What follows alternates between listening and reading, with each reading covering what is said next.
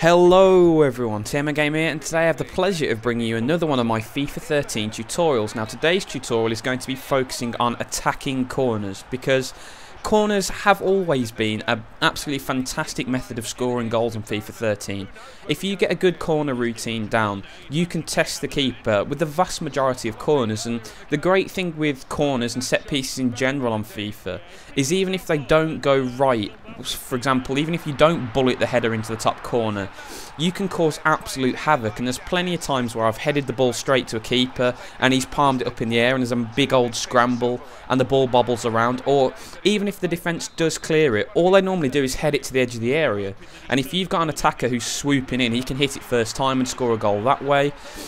You know, there's a whole host of options and really good attacking options you can use in corners. So this tutorial is going to be focusing on several really simple techniques that you can use to increase the number of times that you get decent shots on target from corners. Because if you can get perhaps even one goal every 5 or 6 corners, it just helps you win more games, get more results, earn more coins in Ultimate Team, and move up the divisions quicker. So let's get right onto the tutorial.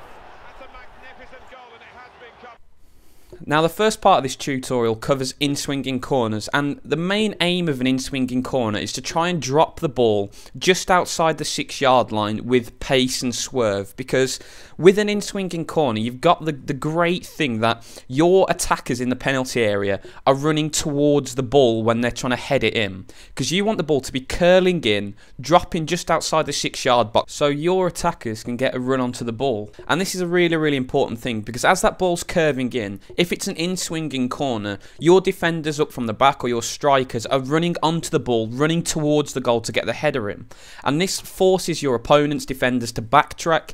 And you've tried this in real life. If you're running and then try and jump, you can jump a lot higher and a lot faster than someone who's backpedaling. And this is a great thing about an in-swinging corner. It puts your defenders on the front foot. They're running forward and they're going to be really out fighting your opponent's centre halves in the box. Now the easiest way to get the ball to do this is to set the corner up as I've done here. Now as you can see, I've got James Milner taking the corner, who's right footed. He's got a good curve rating, and that's the most important rating. You want pretty much any player with 80 curve or above. 80 is a very good minimum to take a corner with, and James Milner's a very good corner taker. So once you've decided on your corner taker, this is the best way to set your corner up. Now as you can see, I'm currently aiming at the far side of the D on the edge of the penalty area, and I've highlighted a bit of the penalty area where I'm aiming for. And this is the perfect place to aim, because what you're looking to do is take the corner, and with the left analog stick you're looking to hold it at a 45-degree angle upwards. Now this gives you swerve in, but the key thing is it also gives you topspin on the corner, because what you're looking for this corner to do is to go in with pace, begin to swerve in, and then as it approaches the area where you want it to drop, which is say the little box just outside the edge of the 6-yard area, it begins to dip down. And this is the perfect thing for you to do, because you want to hit this corner with enough pace to ensure that the goalkeeper doesn't come out and claim it. And that is the most effective defence for a corner. It's a keeper charge. The keepers in this game are very good. They can rush out, pick the ball out of the air, or punch the ball away, and really make it difficult for your corner taker and your centre backs up from the back or your strikers to make anything out of that corner routine. So by hitting it in this way, aiming just where that little circle is highlighted on the screen, that is the best place to do it. Now for the power, you want to hit it just above halfway, and I always find for most things just above half power is a very good balance, because what you want it to do is you want it to drop right on the spot, and if you underhit it, the chances are that the near post defender is going to be able to head the ball away pretty easily. So one tip I would give you is to always err on the side of overhitting the ball, because if you overhit the corner slightly, one of your attackers can come around the back post and try and head it back across the goal and keep the move alive. But if you underhit the corner and it hits that first defender, he's going to put the ball out or put it into row Z, and there's absolutely no danger at all. So while you're trying to get used to the power, err on the side of overhitting, because if you do overhit it, it's not the end of the world. You can still get goals from overhit corners. But what you're looking to try and do is get that power roughly halfway, give or take half a bar either way, and that will give you the perfect amount of power to get the ball swinging in. Now, just to show you what happens when you do that, I'm going to run it through in nice slow motion. As you can see, James Milner hits the corner. Because I've been holding it at that 45-degree angle, it swings in with a bit of pace and dip, lands on the guy's head and settles in the far corner. And that is the sort of flight path you're looking for. You're looking for that ball to spend as little time in the air as possible to make it increasingly difficult for the keeper to come out and claim it, but at the same time you want it to drop as close to the goal as possible, because simple maths dictates it's going to be easier to score from 6 yards than it is from 12 yards, because the keeper's got less time to react, the ball's got a bigger margin for error to hit the target, you know, so on and so forth. You want that ball to drop on the edge of the 6-yard box with enough pace to make sure the keeper can't claim it, and with enough swerve and dip to make sure that your guy gets a run on it and the defenders are always confused and backpedaling. And if you do all of those things at once, the corner ends up looking pretty much like that, and if you've got decent people in the air, the guy can head it in. So that's the first tip, nice and easy in swinging corners. Let's move on to the second part. Now, the next couple of tips in the tutorial all cover the same thing. Like I said earlier, the best and most commonly used defence you see for defending corners is a keeper charge. Now, what you normally see happen is you'll take an in-swinging corner and you'll try and float it to the back post like the first example, and the guy will just charge the keeper out blindly, pretty much without looking where the corner's dropping, and he'll try and compete for the ball. And keepers tend to have sort of like this mystical aura around them on FIFA 13. If you get a defender within 5 yards, the guy just charges through and plucks the ball relatively easily, and it is a very, very bad keeper who makes a mistake incredibly rarely. I mean, someone like a Petr Cech and above, so an 84 rated keeper and above, you're going to expect him to claim the ball 99 times out of 100 under a cross. So what you're looking to try and do is slightly mix your corner routine up to deal with that, and this is a great example of how to do that, because at first glance, this corner is set up exactly like my previous corner that I showed you a couple of minutes back. You know, you're aiming for the far side of the D on the edge of the penalty area. You're using roughly about half the power bar to swing the ball in. But the crucial difference is you're going to hit this corner with more topspin than you did before. So for the basic in-swinging corner, you're looking for a 45-degree angle. So halfway between the top and the left side for an in-swinging corner. That is a great way to swing it in. In this example, what you're looking to try and deal with is a guy who likes to charge his keeper out all the time, and the great way to do that with an in-swinging corner is to put more topspin on it, because more topspin means the ball will drop faster, giving him even less time to charge the keeper out. And what you're looking to try and do, if you know the guy is a keeper charger, is you're looking to try and catch him in no man's land, and this is an area where basically he's come for the ball and he's got nowhere near it, so he's not on his line, he's not coming to catch the ball, he's sort of stuck in between, and that is a very, very dangerous position for a goalkeeper to be in. And I played centre back for a lot of time when I used to play football when I was younger, and the one thing I absolutely loved was a keeper coming out, claiming the ball or punching it, being decisive. So if you see a keeper come out and flap at the ball and you concede a corner, it puts a bit of doubt in your mind, and it's just the same on FIFA.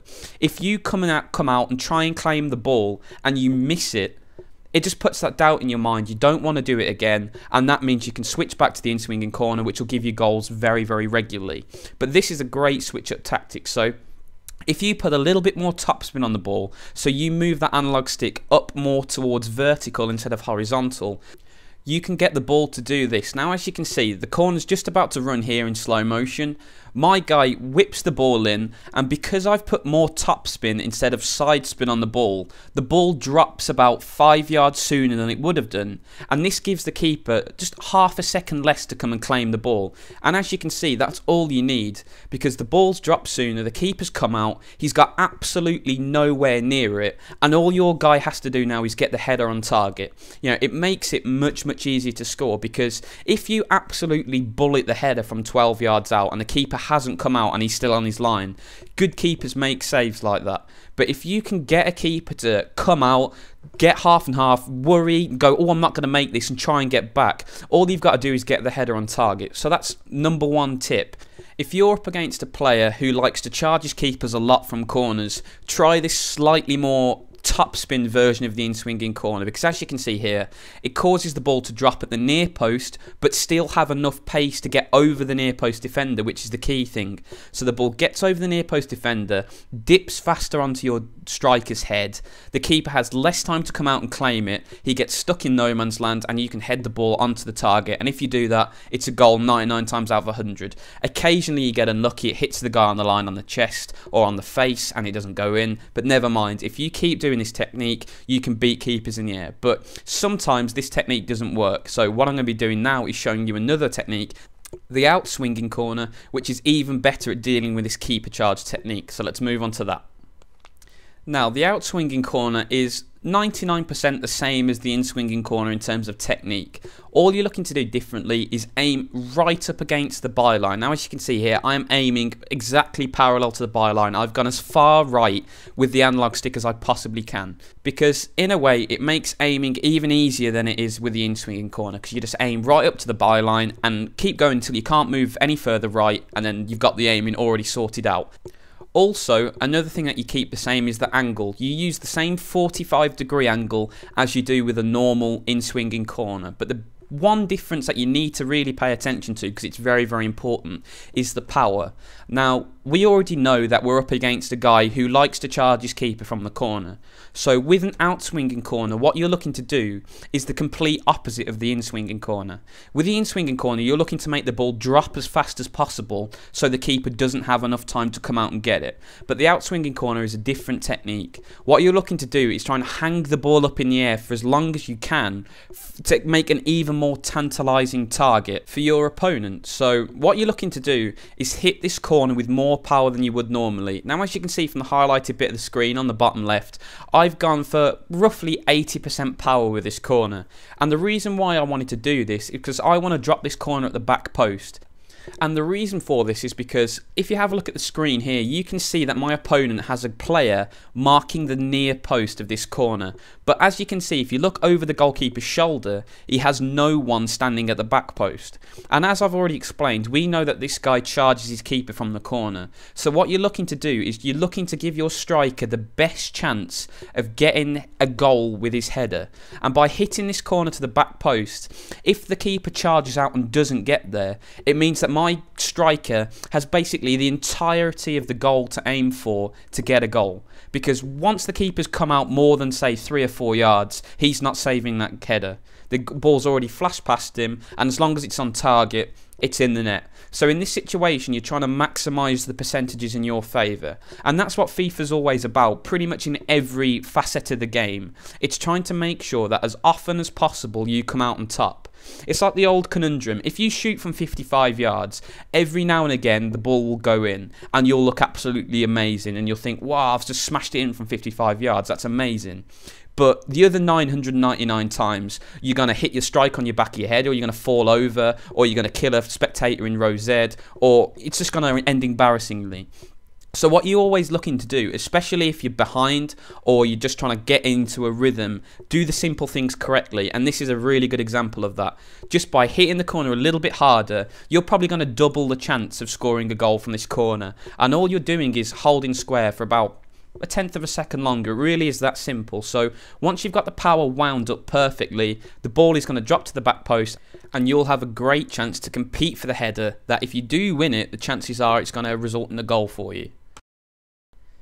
Now, as you can see from the slowed down routine here, Santi Cazorla puts the ball in. Because you've given it that extra bit of power, it goes to the back post, the keeper charges, comes nowhere near it, and as you can see, Djibril Cissé has a really simple header. He can just nod the ball in pretty much without any opposition against him. And this is a great way to completely neuter the tactic of keeper charging, because you've got 3 very, very simple, very repeatable techniques here.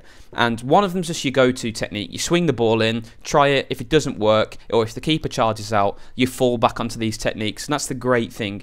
You've got 3 techniques that are really easy, but at the same time, they're very, very effective. And they can put the ball pretty accurately where you want it, because you want that control over what you're doing. You don't just want to randomly punt a ball into the area and hope for the best. And you see some people who just power up square and whack the ball in and don't put any swing on it at all, and it's just a complete lottery where the ball's going to end up there, because it's a lot harder to get your power perfect than it is to get your angle perfect. So even if the ball doesn't drop identically, you know the shape the flight's going to take when you get the swerve right. So that's the great thing about this technique. It's very, very repeatable and very, very successful. But you know, guys, I'm going to end the tutorial there.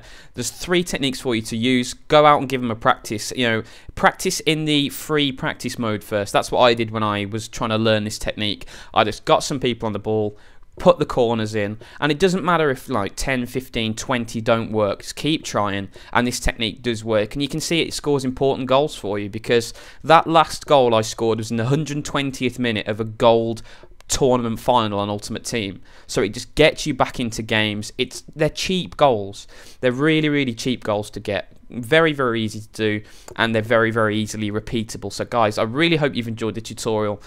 If you did, it will make a really big difference to me and the channel if you could rate the video. It just helps my video get out there, helps more people see it, and if more people can see it, more people can benefit from it. But once again, guys, I'd just like to thank you so much for watching the video, and as always, have a fantastic day.